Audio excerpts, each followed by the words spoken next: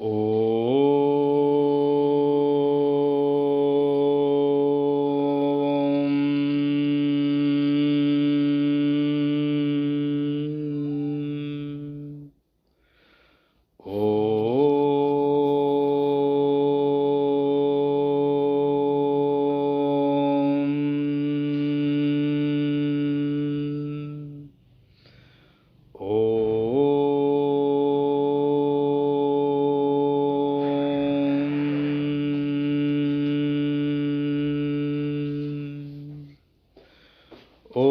श्री गणेशाय नमः।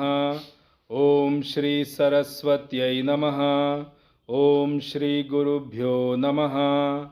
सच्चिदानन्दरूपाय विश्वोत्पत्त्यादिहेतवे तापत्रयविनाशाय श्रीकृष्णाय वयं नुमः। श्रीकृष्णाय वयं नुमः। वसुदेवसुतं देवं कंसचाणूरमर्दनं देवकी परमानन्दं कृष्णं वन्दे जगद्गुरुं। कृष्णं वन्दे जगद्गुरुं। मूकं करोति वाचालं पङ्गुं लङ्घयते गिरिं यत्कृपातमहं वन्दे परमानन्दमाधवं। परमानन्दमाधवम्। ॐ वाङ्मे मनसि प्रतिष्ठिता मनो मे वाचि प्रतिष्ठितम् आविराविर्मयेधि वेदस्य माणिस्थः श्रुतं मे मा प्रहासीः अनेनाधीतेन अहोरात्रान् सन्दधामि हृदं वदिष्यामि सत्यं वदिष्यामि तन्माम् अवतु तद्वक्तारमवतु। अवतु माम् अवतु वक्तारमवतु वक्तारम्। ॐ शान्तिः शान्तिः शान्तिः।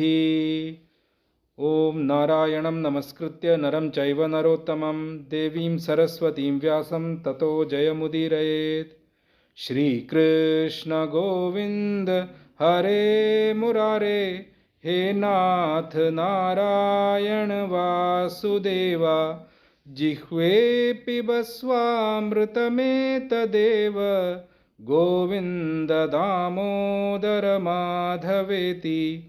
हे कृष्ण हे यादव हे सखेति। हे कृष्ण हे यादव हे सखेति। हे कृष्ण हे यादव हे सखेति। नारायण। कार्पण्यदोषोपहतः स्वभावः पृच्छामि त्वां धर्मसम्मूढचेताः यश्रेयस्यान्निश्चितं ब्रूहि तन्मे शिष्यस्तेऽहं शाधि मां त्वां प्रपन्नं न हि प्रपश्यामि ममापनुद्यात् यशोकमुशोषणमिन्द्रियाणाम् अवाप्य भूमावसपत्नरुद्धं राज्यं सुराणामपि चाधिपत्यम्. So in the last session we were looking at these two shlokas and we have extensively looked at Karpanya Dosho Upahata Swabhavaha and that description, and we left at Nahi Prapashyami Mamapanudyat Yashokam Ushoshanam Indriyanam Avapya Bhuma Vasapatnam Ruddham Rajyam Suranam Apichadipatyam. When Arjuna has already surrendered in the last shloka, which is the seventh one, and he said, Bhagwan, I want to ask you the question because I feel that with my own intellect and my own knowledge, I cannot decide the right path at all. And I don't know what is supremely good for me. So in that matter, now I surrender unto you, Prapannam, Shadimam Tvam, Prapannam. Prapannam means I am surrendering unto you.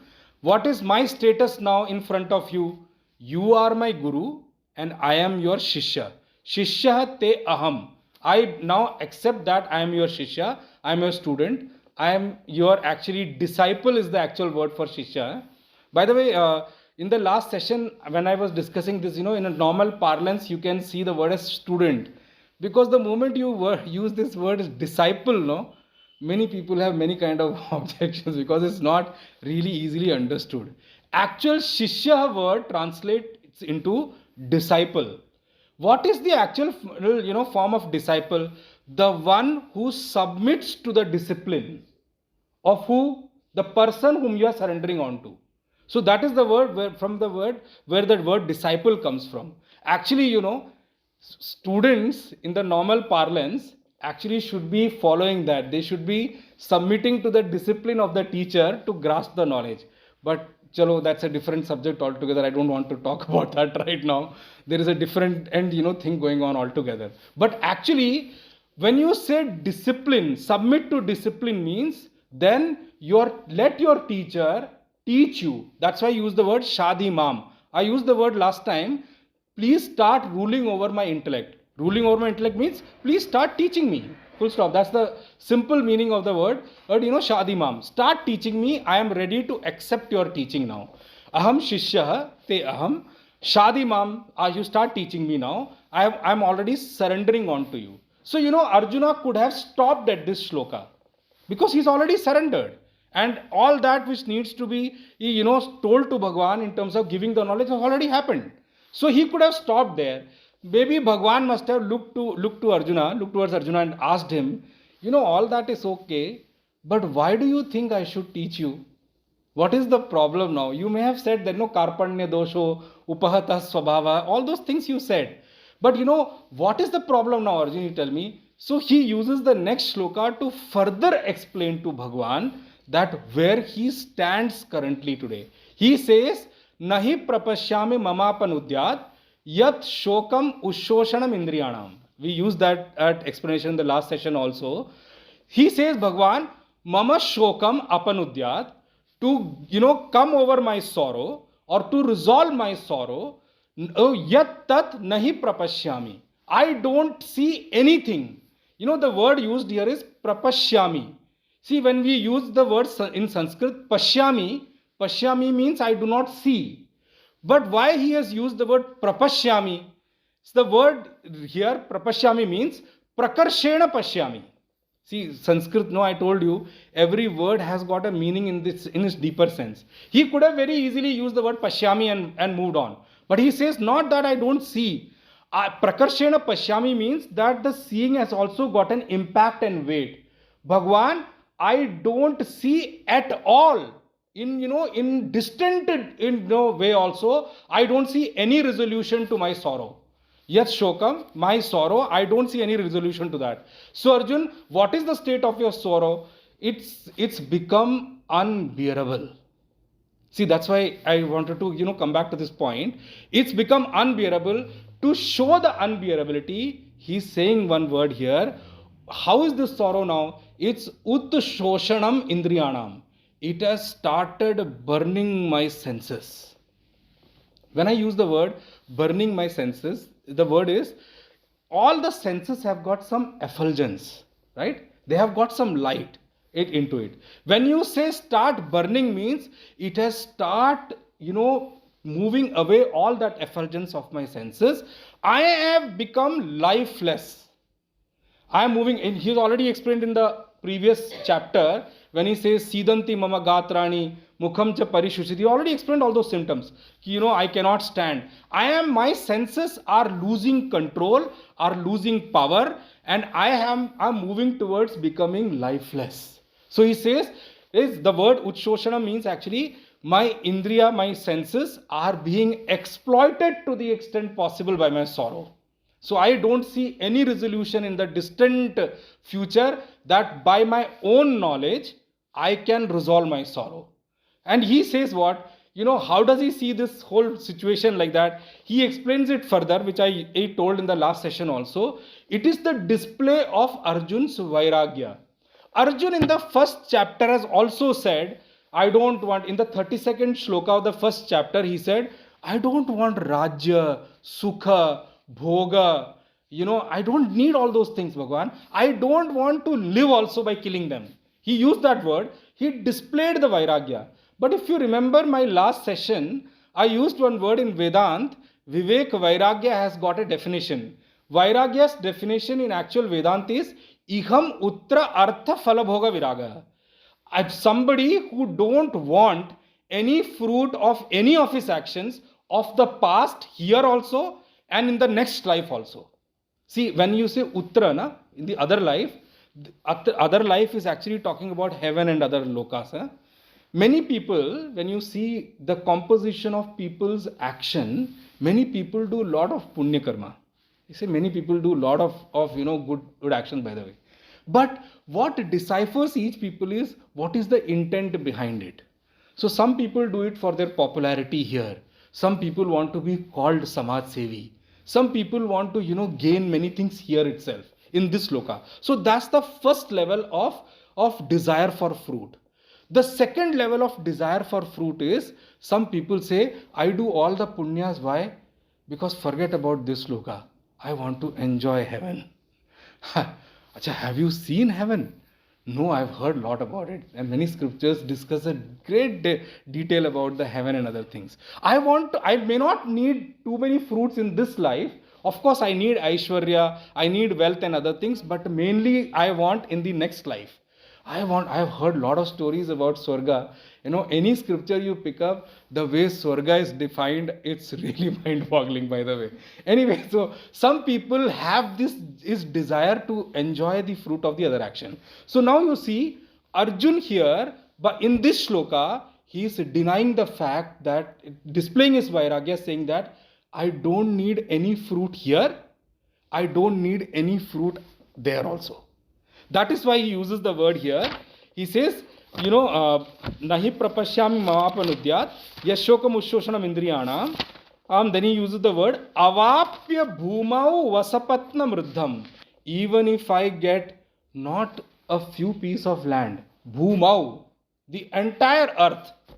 He's not talking about what we use in today's word, one canal or some marlas or something. He's not talking about those things. He's talking that even if I get the whole earth, so how, and he's defining the earth, how he's going to get the earth he's talking about here. He says, not that, I have an earth with a lot of competition around, lot of people have animosity. He says, asapatna means free of animosity. See, every country in this world, they are wanting to become superpower. Why? So that they do not have any enemies who can fight with them, or they become invincible in that matter of fact. Any superpower you take in the world, whether it is US, or Russia, or now even China is coming up to becoming a superpower, because what they want to establish, everybody should have fear fighting with us. We should have established so much power that other people, other countries should not even think to keep animosity with us. Forget about fighting with us. That's a different subject altogether. They're saying that it should be free from enemies. So the first thing which people want is that wherever they live, whatever work they do, it should be free of competition. It should be free of any kind of animosity. Because I'll tell you why. This word animosity is such a common word in this world that many people most of the time gets into just resolving the animosity only.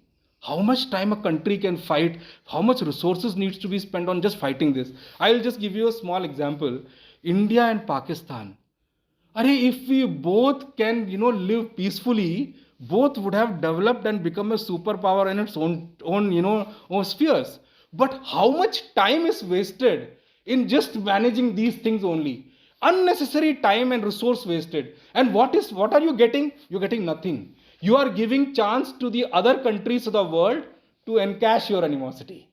Somebody will give you fund, somebody will give you equipment, somebody will give you weapon, and they want you to become their partner. Because in this thing, everybody else is making a business because of your animosity. So the first thing which people want is, I should get a land, a wealth or a bhumi, which is free of animosity and free of any kind of competition. Asapatnam. And then how is it? It's not that it's like a poor country where everybody is poor and I'm struggling to just make it happen only. He says Riddham. It's very well, wealthy. It's a rich and wealthy in its own sphere. So he says, even if I get at such kind of a land, such kind of an earth or a whole planet, which is free from animosity of anyone, which is free from competition, and which is free from any kind of poverty or anything. It's wealthy in itself. I don't want such thing. Even if I get those things, I don't think that can solve my sorrow. And because that sorrow is actually drying up my senses now, he says, next word use, Rajyam Suranam api Adipatyam. The next thing which people may think is that, I may go to the next sloka. Arjun is not talking about going to the next sloka here. He says, even if I get Adipatyam, mean lordship over those worlds. Not that I just go to Swargaloka and enjoy the fruits. He says, even if I get the, lordship of those worlds, Bhagwan, I don't think that can solve my sorrow. So Arjun is displaying his vairagya, which I used in the word iham bhumau asapatna ruddham, he mentioned. And then he says, as Uttara he mentions Rajyam Suranam api Adipatyam. Even if I get that also, I don't see any respite from this. With this, Arjun is going to stop here. Now, Sanjay will say 2 shlokas. But one point I want you to just go back to the, take it back to your attention. When he uses the word Karpanya dosho apahata svavaha, prichami tvam dharma sammuda chetaha, he uses the word, it's 2nd chapter, 7th and 8th shloka. He uses the word here. He says, Bhagwan, I ask you the question because I am already, having this problem of Karpanya dosha. He says, how is my intellect now? Dharma sammuda chetaha. In the subject of dharma, my mind is completely deluded. Or whatever knowledge I had, it is not coming to my use. What to talk about, it coming to the other's use. So when Arjun uses the word that his intellect is clouded or, deluded in terms of dharma, he should ask the question to Bhagwan that, Bhagwan, teach me dharma, that what should I do? But he is not asking that question. Go back to the 7th shloka again. He uses the word, Prichami tvam dharma sammuda cheta. My intellect is deluded in the subject of dharma. But in the dharma means here duty. What should I do? So then your question should be, Bhagwan, tell me in the war, what should I do? He is not asking that. He says, Yat Shreya Syat. Don't tell me dharma. Don't tell me what to do. I don't want to ask you what my duty is.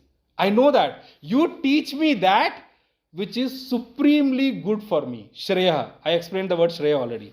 Now, in the common parlance, when you see people asking you way, there are 2 kinds of people who ask way. Somebody may ask you, rather than telling you the destination, they may ask you, Bhai sahab, Madhya Marg batana kahan par hai? Then you can just lead the Madhya Marg, go straight and left and all those things. Ya fir, Purv Marg bata do, jo bhi hai. But there are some people who may not ask you the way. They may ask you, अच्छा, मुझे ना Zirakpur जाना है, रास्ता बताओ. He is telling you the destination. He is not asking you the way. What is the difference between these 2? Some person tells you the destination and asks you the way to that destination. Some person asks you the specific way only. The thing is, there are many kind of people in this world. Some people have, predisposed conception that, what somebody will tell me the way. I only know the way. You just tell me how to reach that way. That's it. Destination I will choose. And, if by chance somebody asks this way in Delhi, oh my God. Delhi, the culture is so different. If you ask somebody the way, Bhai sahab, yahan jana hai, and so the guy will first think over it and then tell you, आप ना यहाँ से चले जाइए. अच्छा, आपको पता है रास्ता? अरे 100% यही रास्ता है. Whereas he is sure that he doesn't know the way. जब वो कहे ना पक्का यही रास्ता है, that means he is definitely leading you to the wrong way. In Delhi, so that's how you have to understand. So there are some people who ask you the way, but there are some people who will show you the destination and leave it up to you to tell the way to the destination. अगर इस रास्ते से जाकर मैं वहाँ नहीं पहुँच सकता, then I don't want to take this way. Why should I ask the way? So here Arjun is exactly like the second person here.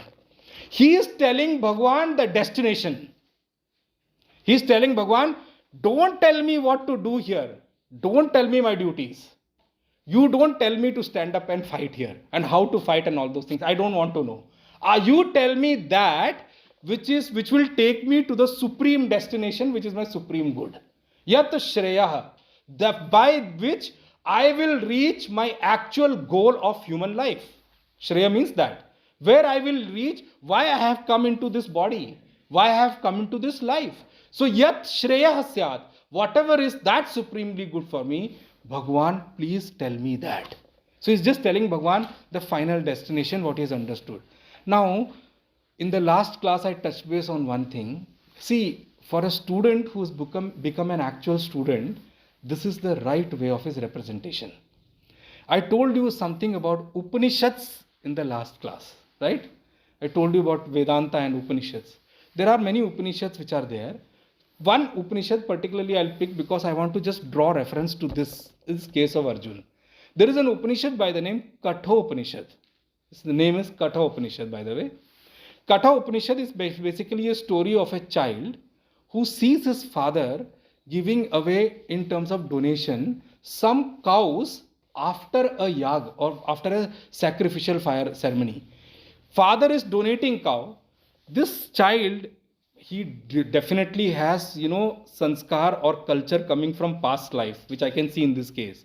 He asks his father, he sees his father is giving cows which are useless. They don't give milk also. They are of no use at all. He's donating them left, right and center. And he's thinking that he's doing a good thing. This son, it becomes unbearable for that son. He's a very small child. They say it's a 6-year-old child, Nachiketa. It's a very small child. He's very disturbed by his father's behavior. He said, Father, instead of earning punya, merit, he's ending up doing, sin. He's giving wrong things in donation. I don't know how to stop. So he goes and disturbs his father and he says, Father, forget about what you're doing. Who will you give me? So father first ignores the child. He's a small child, he just ignores him.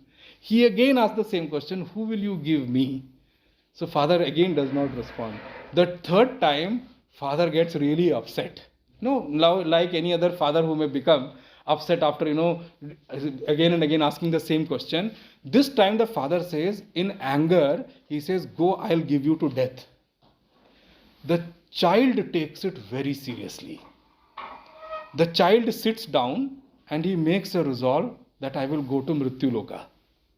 And he leaves the body here and he goes to Mrityu Loka. That's how the story comes. I'm just giving you the gist of the Upanishad for you to just understand the situation here. When he goes there, Yamraji is on a world tour. He has a lot of work to do. He keeps traveling anywhere. He has got free visa to travel anywhere. He's on a world tour.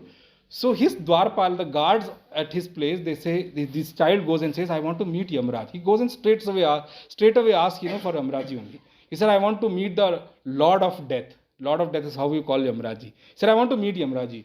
So the guards look at this kid. It's a small looking kid. He said, sorry, he's not here. He's on a world tour. He will maybe come back after a few days. This child says, when he comes, inform me. He sits at the door of Yamloka. He sits there for few days. When Yamraji comes, then of course he's gone on a world tour. It's a business work by any chance. So he comes and asks his subjects that, tell me what all happened around. Give me, report of what all you did and all those things. He said, Maharaj, wait 1 minute.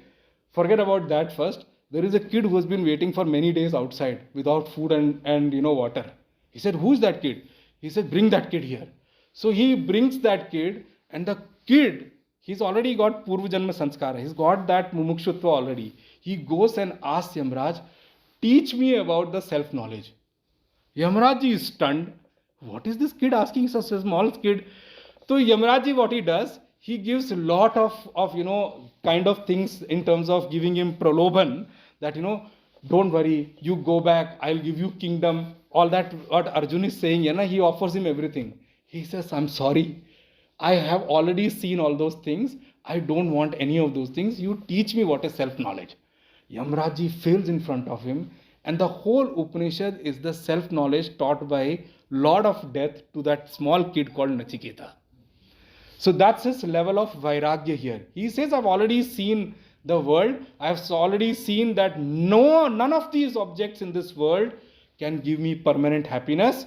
I am looking for permanent happiness. I am not looking for a temporary happiness. Now, when we see about these things, that is the kind of iham utra artha phala bhoga viraga. I don't want anything. Yamraji tells him, don't worry, even if you goes, he says, I'll send you back with all those wealth and everything. So he says, when I go back, my father will consider me as preta. He said, don't worry, I guarantee you they will not consider you as preta, you will go as a human being only. He refuses everything. He said, give me self-knowledge. Yamaraj fails and has to give self-knowledge. That is the state Arjun has reached here. He is not asking Bhagwan, tell me my duty. He is not asking Bhagwan, tell me how to, fight this war. He is not asking that. Many people have given wrong, translation of Bhagavad Gita, that Bhagavad Gita is just a warmongering in, scripture. Bhagwan is a warmongerer. He only wants Arjuna to stand up and fight. I'm sorry you have not understood Gita then. And please understand, Bhagavad Gita is not also telling you one particular way. It's not telling you to do karma.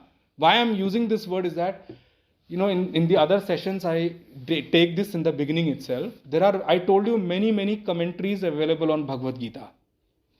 There are 16 million commentaries available on Bhagavad Gita, by the way. Different people have written. But what is the problem in those commentaries? Many people have written commentary according to how they have understood the scripture. Please remember one thing, scripture is not a text for you to understand and please yourself what you want to know. You have to understand scripture the way scripture wants to tell you.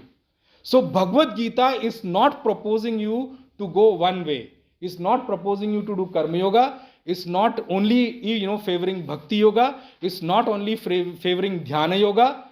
It's only telling you how you are able to meet your human goal, why you have come here as a jiva. It's only telling you the path to reach your final destination, which is becoming one with the supreme consciousness. That's the only way which Bhagavad Gita is telling. Why I use this example? There is a commentary of, Bal Gangadhar Tilak on Bhagavad Gita. I'll pick up only one right now to just tell you. Bal Gangadhar Tilak has written this commentary in jail, sitting in the jail. He says that Bhagavad Gita teaches us to do karma. Okay, that the reason I picked it up is the purpose behind it. He says Bhagavad Gita only, propounds us to do karma and be very good in karma. That's what the teaching of Bhagavad Gita. You have only partly understood Bhagavad Gita. See, those people have written with a purpose. At that time, freedom struggle was going on in the country. He wanted to push people to get into the freedom struggle of the country, to get this country free. So his purpose was different. But remember, in this class especially, I want to make it very clear, scripture will be according to scripture. I'm not interested in telling you what I think Bhagavad Gita tells you. I'm sorry, I'm not going to do that.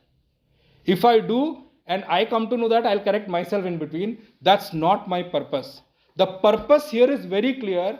What Gita ji wants to teach us, we will only want to understand that. And how do you understand that? We need good commentators to explain us those parts of Bhagavad Gita. So here you see Arjun saying, my intellect is clouded in the matter of dharma, in my duty. But he's saying, but still tell me what is supremely good for me, Shreya. And I told you one thing, in this whole Bhagavad Gita, wherever Arjun asks question, not even once Arjun has changed his statement. Everywhere he asks Shreya only. Every question of Arjuna will be tied to Shreyas. He will never ask, give me what is dear to me. Prayas he is not even going to ask also.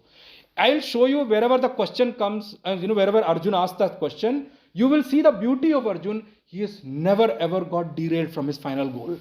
So Arjun is very clear that, I want to know supreme good, so I accept you as my guru. And I have given that position of guru, you start teaching me, now I am at your feet, I surrender unto you. Let me just take the next two shlokas first, then I'll tell you one, string of things in these whole shlokas before we go into the next one. So, no problem. Sanjay Uvacha is the 9th and 10th shloka before Bhagwan starts giving knowledge.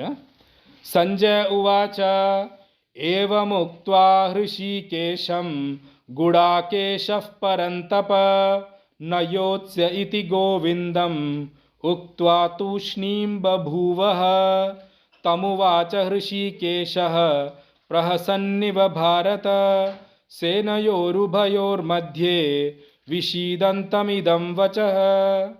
Sanjay Uvacha. एवमुक्त्वा ऋषिकेशं गुडाकेशः परन्तप न योत्स्य इति गोविन्दम् उक्त्वा तूष्णीं बभूवः. तमुवाच ऋषिकेशः प्रहसन्निव भारत सेनयोरुभयोर्मध्ये विषीदन्तमिदं वचः. Now Arjun has kept quiet after asking his question and after elaborating his situation, that where he stands right now. Now Sanjay speaks as the intermediary before Bhagwan starts speaking. What Sanjay says, Evam Uktva, having said this, whatever he said, having asked all those questions which he asked Bhagwan in the 7th and 8th shloka, and having said those corresponding things, having said this, to whom? Hrishikesham, to the one who is the Lord of senses. Hrishika Isham. Hrishikesha means it's a name given to Bhagwan Krishna. Now remember, now you see how Sanjay is using the word. Arjun used the word in the 7th shloka that yat shokam utshoshanam indriyanam. He uses the word senses over there. That this sorrow is drying up my senses. So Sanjay, what he is doing here? He is using Bhagwan's adjective for Bhagwan as the one who is the Lord of senses. Because Arjun's problem is that his senses are drying or being exploited by his sorrow and all those things. So he uses the word, who is Bhagwan? Bhagwan is nobody but the Lord of senses. The supreme consciousness sitting within us, because of whom our senses function in the outside world. When we wake up in the morning, the first thing we should do is to thank God. Why? That He got us the power to wake up and interact with the outside world. If He is not sitting inside, trust me, none of your senses can function. Why? Because He is the Lord of all the senses. When we read in Srimad Bhagavad, it is very elaborately mentioned in this point. There is a episode which many people have misconstrued called Rasa Leela. You must have heard this word. My God, I don't understand. When I see people explaining it, I feel shocked. What are people explaining about this altogether? Actually, it is a very grossly misunderstood Leela. I'll use how Gurudev used to mention. Ras Leela is not a blue-colored boy of Vrindavan dancing around females dancing around a blue-eyed boy. It's not that. Actually, Ras Leela is what is happening within us every day. In the morning when we wake up, around the supreme consciousness, all our senses, mind and intellect dance throughout the day. All our thoughts light up because of that supreme consciousness. That's the Ras Leela which is happening inside us. So the Ras Leela which is mentioned outside is not a Ras Leela the way we have understood. It's a dance of, the supreme consciousness who's standing stable in his light. All the senses which are denoted as Gopiya are dancing around. All our thoughts are dancing around the same consciousness. That Rishikesham, that Lord, or who is the Lord of all senses, to him, Guda Keshaha, the one who has won over his sleep. Arjun, it's a designation given to Arjuna, adjective given to Arjun. I used this word before also, Guda Keshaha. Because Arjun has won over his sleep, he has got this name as Guda Kesha over there. Then he's saying the word, so this shloka has to be understood as this, He Parantapa. He Parantapa, Sanjay is using for Dhritarashtra. Now it's a little sarcasm. This is taste of sarcasm in this word. He is using the word Parantapa for Dhritarashtra. And Parantapa in the previous shlokas have been used for Arjun. Parantapayati iti Parantapa. The one who scorches his enemies. Means the one who is able to kill his enemies, with whom enemies get scared facing him in the battlefield. So that's why it's called scorcher of enemies. But remember, Sanjay is using this adjective for Dhritarashtra. Now there is a thought which need to go into this thing. Dhritarashtra being blind has not fought any battle. Right? He's blind, he can't fight any battle. He's never fought any battle. Battles on his behalf have been fought by other people, Bhishma and Drona and Kripa, till Duryodhan and other people grew up. Till that time they have fought. But remember, Sanjay is using as a parihas, as a sarcasm, that hey Parantapa, at least old man, now at least understand and stop the war. Doesn't matter, 10 days have passed, so what? So he's saying, hey Parantapa, eva muktva, having said this, to who? Rishikesham, through the Lord of Senses, Gudakeshaha, Arjuna said, Na yotsya iti, I will not fight. Na yotsya means I will not fight. Arjun gave his final conclusion that I am not going to fight.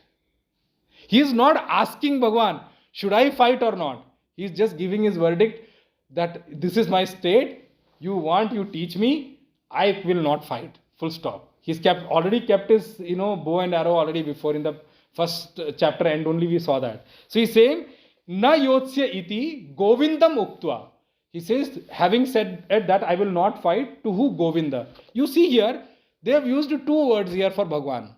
Rishikesham also, Govindam also. They both are addressed to Bhagwan only. They are both adjectives for Bhagwan. I told you, Govindam name came to Bhagwan after the Govardhan Leela. When he took Govardhan in his small finger for 7 days plus, and then Indra's ego was shattered at that time. That's when Indra gave the name Govinda to him. So who is Bhagwan here? Now you see how Sanjay is seeing Bhagwan. Huh? He is saying, one, he is Lord of senses, so he can easily satisfy the problem of Arjuna's senses burning and all those things. That's it's a cakewalk for Bhagwan. So he's telling who? Dhritarashtra. And he is who? Govindam. He has already shattered the ego of Indra to get this name. Understand, where do Kauravas stand? They have no place to stand on this earth in front of him. He is standing there thick and thin with Arjuna. How can you fight them? They say one word here. Having said this, Tushnim Babuvaha. Now this is a very, very strong word he uses here. Having said this, Tushnim Babu means Arjun adopted to complete silence and Arjun adopted to complete inaction. Tushnim means he became completely quiet, verbally also, and through his actions also. Both ways he became completely quiet. Tushnim babhuva ha. Complete. It's what we use in the statements, no? This was Arjun's full stop. Na yotsya iti. He just said, full stop, I am not fighting. Some people use this word, no? I am not doing it, full stop. Means, don't ask me any further question. I am not going to fight. So he said, Na yotsya iti, Govindam, having said this to Bhagwan Krishna, Govindam, Tushnim Babuvahe. He became completely quiet and inactive. He just left everything and sat there. Then Sanjay says in the next word, that's a very beautiful line here for Bhagwan. Tamuvacha Hrishikeshaha Prahasanniva Bharata. मैंने जानबूझ के इस line को घसीटा है. Here the word comes, Hey Bharata. Now Sanjay is using the address to Dhritarashtra as Hey Bharat. Bharat means Bharat Vansh ke Raja. That's the king of Bharata, or a king. That's what it means by Hey Bharata. He says, Hey Bharat, Hey Bharata, Tamuvacha Hrishikeshaha Senayoho Ubhayoho Madhye Vishidantam Idam Vachaha. That Arjun, who in the middle of the army, now see, I told you one thing. Sanjay understood as Arjun's problem as Vishada. Bhagwan understood as Kalmash. Arjun narrated his own problem as Karpanya Dosha. Same problem, three people are seeing differently. Okay? You need to understand this very importantly. Huh? All of them are seeing the same problem. Sanjay said what? Kripaya paraya vishtaha vishidantam. He overpowered by misplaced compassion, and in the state of sorrow, he gave up. Whereas, Bhagwan said what? It is not that all these things I will not agree. It's kalmash. It's a kind of, parda jo pad jata hai na? It's just clouded your intellect. Now, clouding also are of many kinds, by the way. I must use this opportunity to say that. Bhagwan himself will explain in the further shlokas. There are many kind of avarans we talk about. Avaran means clouding. It's a Vedantic word. हम लोगों पर अभी क्या हुआ है? why we can't comprehend our true self, but we can very easily and very well comprehend the world, because there is an avaran, there is a parda, there is a curtain which has been put on our between our intellect and our self. So this, because of this curtain, we cannot see the self, but we can see the entire world and everybody. So Bhagwan uses the word in the upcoming chapters. He says avaran are of three types. By the way, I must tell you here so that you understand. Some avaran are like you see the smoke which covers a fire. If you put use, आजकल तो याग यज्ञ बड़ा कम होता है और हम लोगों की निष्ठा भी थोड़ी कम हो गई है उन सब चीज़ों में. बट इफ़ यू सी ए यज्ञ भूमि ना, जब अग्नि थोड़ी दब जाती है ना, when the fire is a little stummed down ना, it's covered by smoke. Okay, so what people do, देखो जो हवन करता होगा बताता हूँ, मैं तो करता हूँ इसलिए मैं बता सकता हूँ. You just put a little bit this thing. Once the fire comes back, the smoke is gone. Right? So that kind of avaran, that kind of delusion is temporary. It will go on its own. It doesn't need time. The moment fire comes back or a wind comes, the smoke is gone. That's the first kind of avaran we talk about. The second example, see, I'm not giving you my example. This example Bhagwan is used in the further chapters. He says the second kind of avaran is, you see a mirror. A mirror is covered with dust. So, the first avaran, a wind comes, it will go automatically. But the second avaran, if a mirror is covered by dust or the particle, you will have to make an effort to clean it. Okay, so you have to make an effort to get over that avaran or get over that delusion. That's the second kind of avaran Bhagwan talks about. The third kind of avaran, Bhagwan gave us such a beautiful example. He says it's like a child sitting in a womb. There is an avaran. You may want that child to come faster, but it will not happen like that. It will take its own time. That's the third kind of avaran. You may have sympathy towards the child. You may be going through problem irrespective. The child will not come out before its own time. It'll come out when the time happens, the right time. After the 9th month, it will come out. Right? So these are the three kind of avaran. Some avaran will go automatically. Some avaran, you have to make an effort. With your effort, it will go. Some avaran, even if you fight, it won't go. Give it its time, it has to go gradually. So these are the three kind of avarans he's talking about. So here, when you see Arjun, you have to see Arjun from that perspective. Arjun understand his problem is karpanya dosha, which Sanjay understood as kripaya paryavishta. So Sanjay here says, having said this to Hrishikesha, हे भारत ऋषिकेशः उभयोः सेनयोः मध्ये विषीदन्तं तम प्रहसन्निव idam vacha uvacha. Bhagwan, this word is called prahasanniva, smiling sarcastically, with as though he is smiling, but he is not smiling actually on Arjuna. He is not making fun of Arjun here. But Bhagwan, the beauty of Bhagwan is, he, through his entire time he was here in Dwapar Yuga, not even one Bhagwan had tears in his eyes. And one example I think I gave you, I'm giving you again. When the whole Kaurav clan got destroyed, and in the last when Draupadi sees Bhagwan, he says, and Bhagwan is, his heart is that, it's a passionate smile which is there on Bhagwan's face. Always smiling. Always, ever smiling, come what the situation is. So she gives, Bhagwan a curse, saying that, Krishna, your smile killed my 100 sons. And I curse you that like I saw my 100 sons dying here, Gandhari. He says Gandhari. He says Gandhari. He says that Krishna, like how I saw my 100 sons dying, you will also see your entire clan dying in front of you.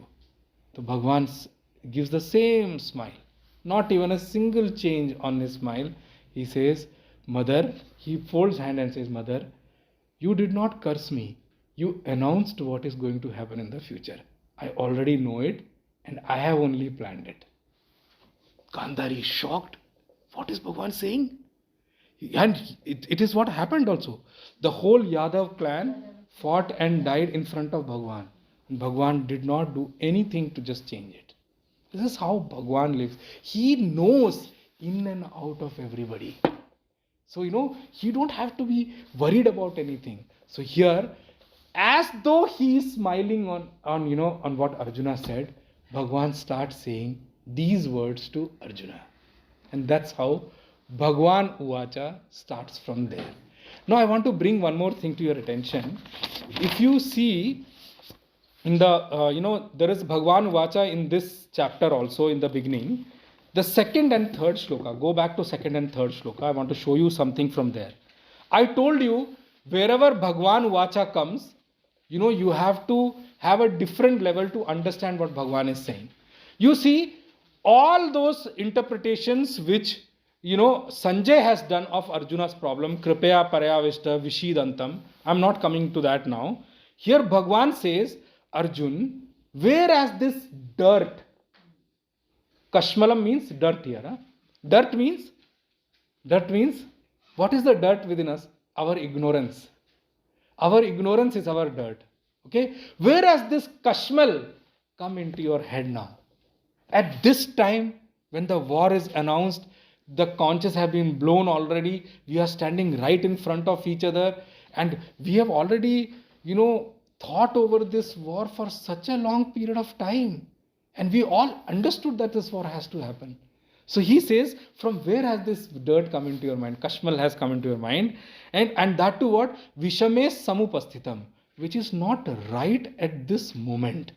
At this point in time, it is not right at all.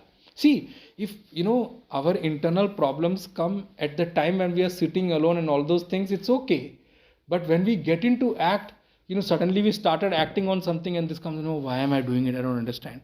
Leave it. There's no purpose and all those things. It comes at that time, then it's a big problem. Because you have already set in for action. People will consider you what? You have run away from other things.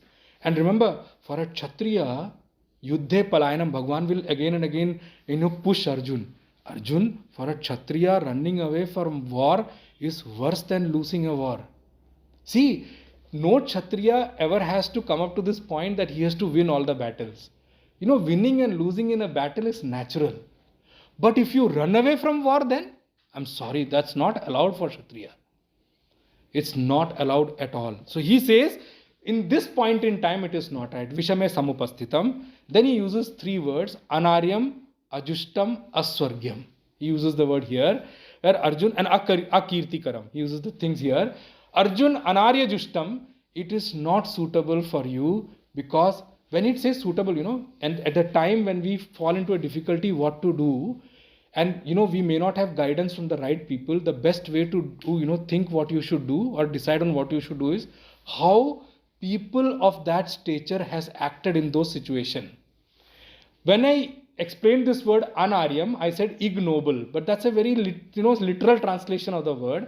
Anaryam means, Arjun, show me one person in the past history who has grown or born in your family who has done like this in war. What you are going to do now, running away from war. That's why I use the word anaryam. Aswargyam, Bhagwan is not talking about heaven here. Bhagwan is telling him that, this is definitely not going to lead you upwards. It's going to lead you downwards. So not heaven as in that, it's not going to lead you up. You are not going to grow. You are going to go down. Aswargyam, akirtikaram. For a Kshatriya, his kirti or his name, what he has set up, is very important. Very, very important. And remember, Arjun has got a great name. That name, see, the thing is that kirti, comes at a very heavy cost. I do not know, should I use that example? Probably I'll use it after the session. Narayan class mein lena nahi chahta wo naam, but I will just explain you outside the class on this point. Kirti comes at a very big cost. But what we see in the common parlance today is that after getting name, people think that they can live however and they can walk away. I am sorry, you do not have that permission. Because many people have started looking up to you. Many people have started idolizing you. You are their idol. What you do, it will be followed or, verbatim that way. And that's the problem I see today in today's young generation when they start following Bollywood stars.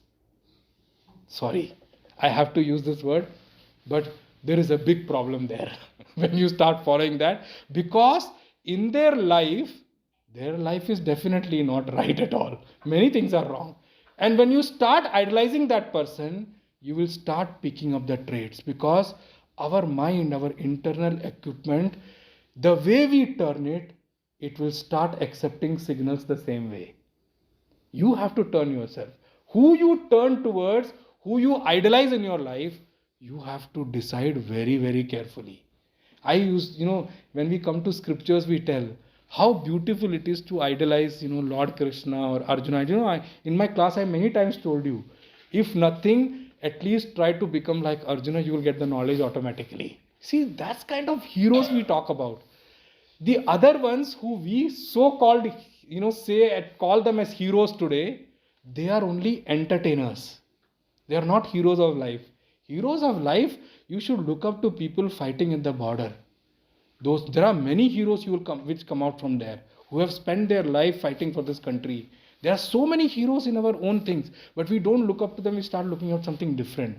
Those people who acted as a hero, earned money and walked away, forced you to spend money to see their movie, you have made them hero. I do not know. Anyway, I'm not coming to that point. Let me just discuss afterwards. So he says, Akirti Karam, Arjun, this is definitely going to completely ruin your name. Then Bhagwan uses in the next shloka, Klaibyam ma, don't give to impotence, don't behave like a eunuch. It doesn't suit you at all. Bhagwan uses 2-3 words here. Chudram, this is, you have come to a very lower state of yourself. Why I picked it up, I want to say this. A man or a woman, a human, whenever they live in this body, they have both natures parallelly existing in them. A lower nature and a higher nature. आप लोगों ने कभी कभी at least dialogue में तो सुना ही होगा, कोई गुस्से में बोल देता है, देखो मेरे अंदर के जानवर को मत जगाओ. Sorry. I'm using purposely this word that I may behave wildly. Don't invoke that animal inside me. Which means what? Actually speaking, the lower nature and higher nature parallelly moves within us. But how our character transforms into depends upon which nature inside you have held on to. You have to choose that whether you want to hold on to your lower nature or whether you want to hold on to your higher nature. Both comes at its own hard work, but both has give you results differently. By the way, you can choose. The choice is yours. I told you, remote is in your hand. You have to decide which channel to watch. But the problem is, many people in our schools and colleges, unfortunately, this was not taught to us. We never knew that we have two natures existing in us. We never knew that, nobody guided us that, we should adopt to the higher nature. The more higher nature you adopt, then the lower nature will remain silent inside you. When it needs to be invoked, like sometimes even a person who is silent also had to invoke anger in him to handle situation. It will manifest on its own, do its work and move away. You will still remain in the higher nature. So Bhagwan says here, Chudram, Arjun, you are falling into your lower nature.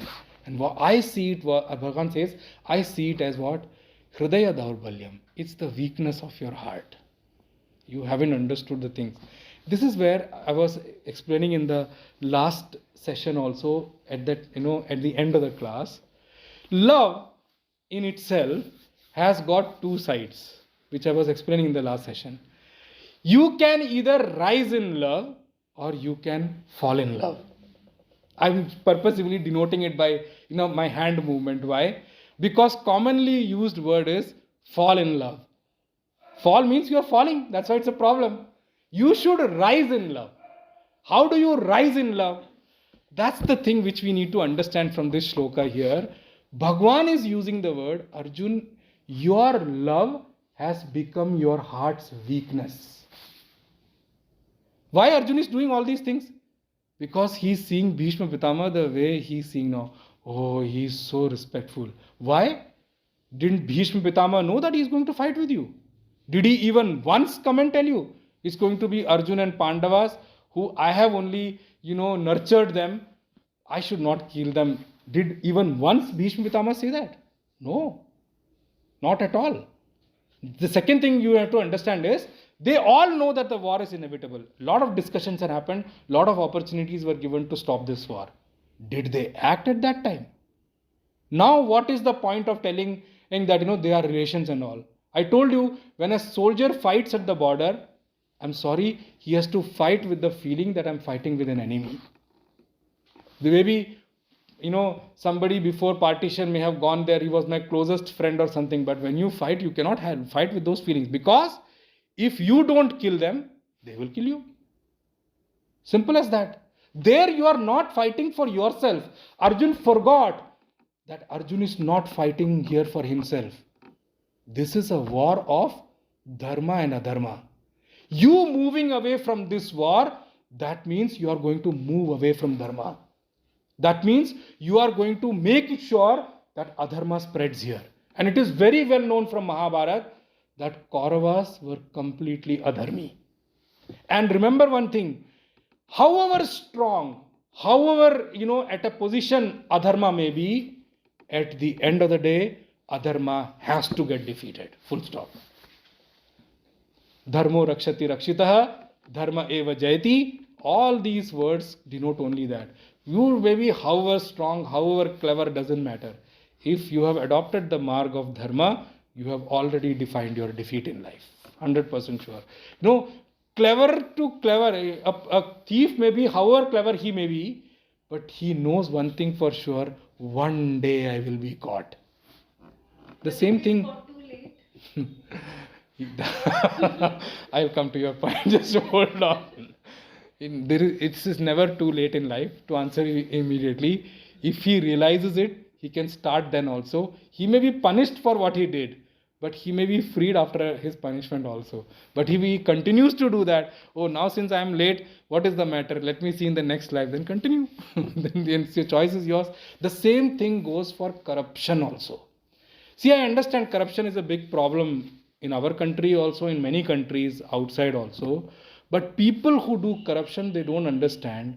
Corruption is adharma. You may be however clever, you may be however resourceful with your channels and everything, you have set a way to be caught one day and punished, for sure. अब वो कोई सरकार आकर उसको सजा दे या कोई सरकार ना आए बगैर वो खुद पकड़ा जाए, that's a different story. But he has to be caught, for sure. Adharma will never win. Why? Because Bhagwan has made this creation in some way that dharma alone is supposed to win here. The day dharma goes down and adharma goes up, that's why Bhagwan says, Yada yada hi dharmasya glanir bhavati bharata abhyutthanam adharmasya tadatmanam srijamyaham. Whenever dharma goes down and adharma goes up, don't worry, I will manifest. Bhagwan says, I will manifest. Sambhavami, I will come in any form to tackle this and reinstate dharma, because I have made dharma in such a way, dharma runs this whole creation. Bhagwan is sitting like, वो क्या कहते हैं, when you see Bhagwan Vishnu's murti sitting on a, shayya in Sheshnag, our rishis have depicted this in a way. Why? Because Bhagwan has made this creation so beautiful that he can sit down and rest. If we go and create a business, we have to run after it to maintain it. Bhagwan has created this whole creation and he is doing aram se. Now we are coming to a stage when we are coming to the point that, AI, artificial intelligence and all those things. Arey, what are you talking about? You see, whatever you do, you can never copy the creation the way he has created. Imagine he is sitting in Nag Shayya, aram se, and this such complex creation is running on its own. Bhagwan has to do nothing, by the way. So what a kind of a job it is that, he is created in such a way. Why? Because it's so carefully thought after. And I told you one thing very clearly. Remember, Bhagwan doesn't punish anyone. Our own ill action, our own sinful action punishes us. Our action has been made in such a way that action will automatically punish everyone. Bhagwan doesn't have to intervene. भगवान कर्म फल दाता जरूर हैं, उनको कर्म फल अपने को हर एक को अपना अपना देने के लिए, not to punish someone or take away someone. But yes, if you take refuge in Bhagwan, one thing is for sure. He has the ability to forgo and forgive some of your sins and lift you up. That power भगवान has. But ये जरूर है, भक्ति बहुत मुश्किल है. It's not easy at all. I'll take 2-3 minutes more so that I can complete this summary here. So he says, Arjun, you have come to this state, it is your weakness of your heart. Then Arjun starts saying, when he starts saying the word here, he says to Bhagwan in the first shloka, I want to just bring to that, Katham Bhishma Maham Sankhya Dronam Cha Madhusuna Sudana Ishubhif Prati Yotsyami Puja Raha Vari Sudana. He uses the same word, which is what Bhagwan is depicting as the weakness of heart. Why? Arjun is shaken up by the word. Bhagwan, what are you talking about? You are talking that, you are denoting me as I am behaving like a eunuch. I am not behaving like a plebeian. You tell me, how should I kill my people? You tell me, are they not worthy of worship? Who you are asking me to kill? Am I wrong in what I am saying? Then Arjun uses one word here. Guruna hatva hi mahanu bhavan shreyo bhoktum bhaksham apiha loke hatvartha kamastu guru niheva bhunjiya bhogan rudra pratigdan. I want to bring out one portion here. Arjun says, Bhagwan, rather than killing my guru and these people who are so respectful for me, it is better for me to go and live a life of beggary. भिक्षा पे अपने जीवन व्यतीत करूं. I want to bring one point here. There are points which are allowed and not allowed. There are points which are allowed and not allowed. For a Brahmana, remember this thing, I am bringing it out for a purpose. For a Brahmana, it is allowed for him to live on a life of dakshina and bhiksha. He is allowed. If he doesn't get the life of teaching and all those things and dakshina and all those things, he can at the most become a politician or somebody serving the country. It's allowed as per dharma. He can, if that also he doesn't get, maximum he can do is he can become a businessman. A Brahmana I'm talking about. But sorry, for a Brahmana, for the other portion, the Shudra and all, it's not allowed for Brahmana. It is not allowed only. The same way, for a Kshatriya, Arjun is using the word that I am ready to live the life of beggary by, living on Dakshina and all those things. I'm sorry, my friend Arjun, it is not allowed to you. For a Kshatriya, the life of living on Bhiksha and Dakshina is not even allowed as per Dharma. It's not allowed to you. So you can't go and live that life. You can become Kshatriya, you can become Vaishya, maximum you can become Shudra also. For Brahmana, he can go up to level, Kshatriya, he can go to a level. Arjun forgot that what he's saying that, Shreyo Bhoktum Bhaiksham Apiholoke is not even allowed to me. And I'm talking, big things of Dharma and all those things. So he says, by killing them, whatever we get or whatever we win in this battle is going to be soaked with the blood of these people or my relative. The next one I want to bring out again.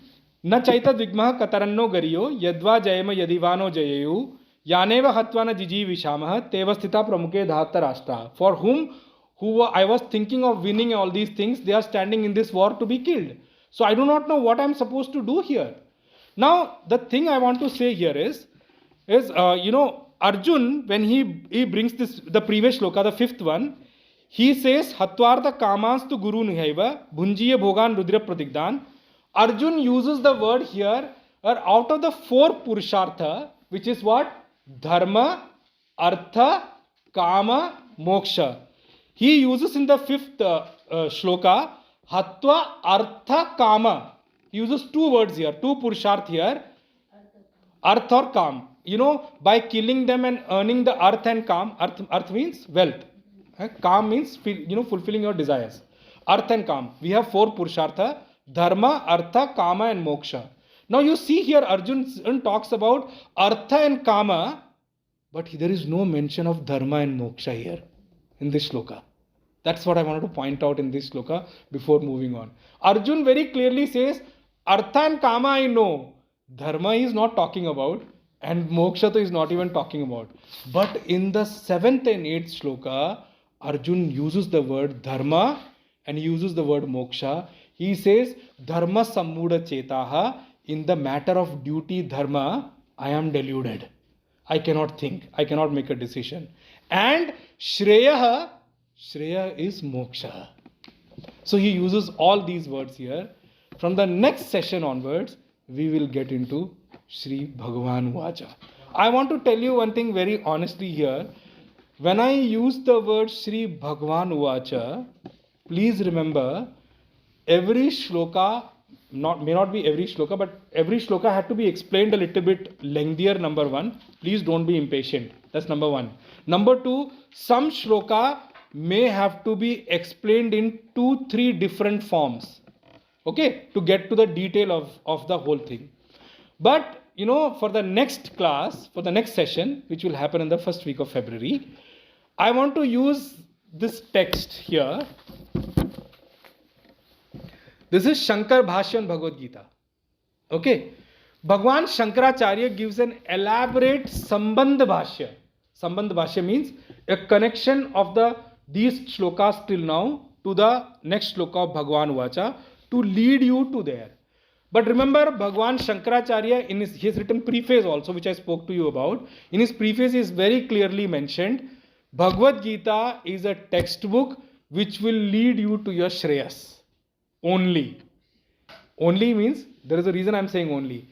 If studied diligently, understood diligently, I am using the word, even if you just spend some time with it and able to grasp the meaning of it, it is enough for you to lead to your highest goal of moksha in this life. Full stop. That's the point I want to make through in this session here.